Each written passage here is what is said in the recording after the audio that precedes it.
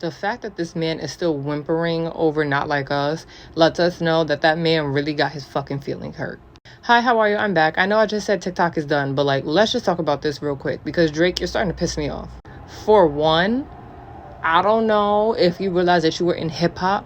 Nobody in fucking hip hop sues for defamation over a diss track, especially when you was a willing participant. So I don't even understand how far you think this lawsuit's gonna go, because the defendants could easily argue you started with them.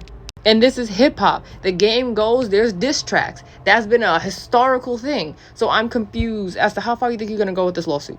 Next, another thing they could argue, because you was over here saying they helped Kendrick secure the Super Bowl halftime show so he could perform the song on a big stage.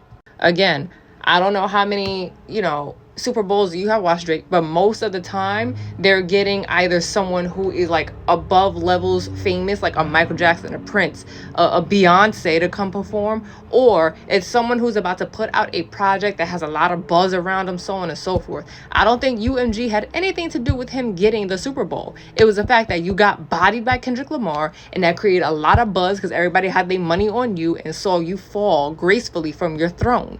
Hello. And then defense could also argue, you benefited from the same exact thing. You did back-to-back against Meek Mill. That song was blasted everywhere. Radios, on Spotify, on Apple Music, on YouTube. That song was everywhere. We were singing it word for word, excuse me. And then you booked Saturday Night Live and they had you doing renditions of back-to-back for a skit, reminding us that, hey, Drake has back-to-back. Go listen to that. Yo, you made a fool out of me. I used to trust you, dog. Now you embarrassing me. And you skinny as hell. And you make me mad. You think you funny, huh? Well, you ain't Josh Gad. And your tattoos suck. You're the guy no one likes. We used to be best friends. Now we foes for life.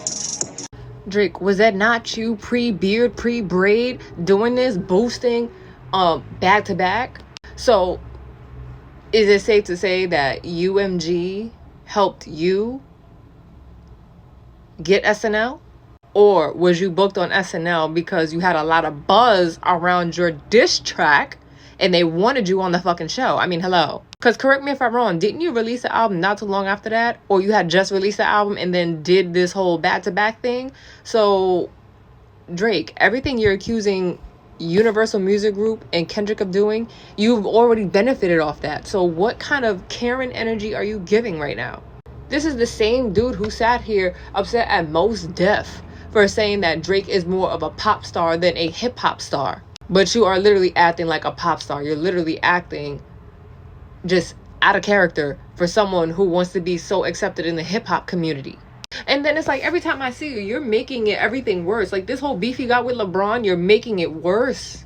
How are you telling your friend who's doing your merch and all this other stuff, doing artwork for you, your friend who got jumped by Stephon Diggs, that you're not going to snitch in order to help him win his case against the people who attacked him in an elevator and could have killed him? But you're out here snitching on LeBron James for cheating. Like you said yourself in those messages with your friend that, yeah, in the community that I'm in, snitching is not allowed. But you snitched. You added your mans as soon as you was mad at him. So how do you think that make you look? Like, I'm not getting into the details of who should be mad at what, but still, like, what's going on here? And since this whole beef, I really haven't been seeing you bump shoulders with any black folk either. You've been on a lot of Aiden Ross, who you gave a lot of energy to sit up there and say, oh, hip-hop is dead right now. Crazy. And you really didn't even check Homeboy full out. This is the community that you've been benefiting off of. The same community that you want to get acceptance from. But you can't even turn to Aiden Ross and say, yo, don't say nothing about this. Because, like, don't. This is my community. This is what I do. Don't talk about it. You couldn't even do that.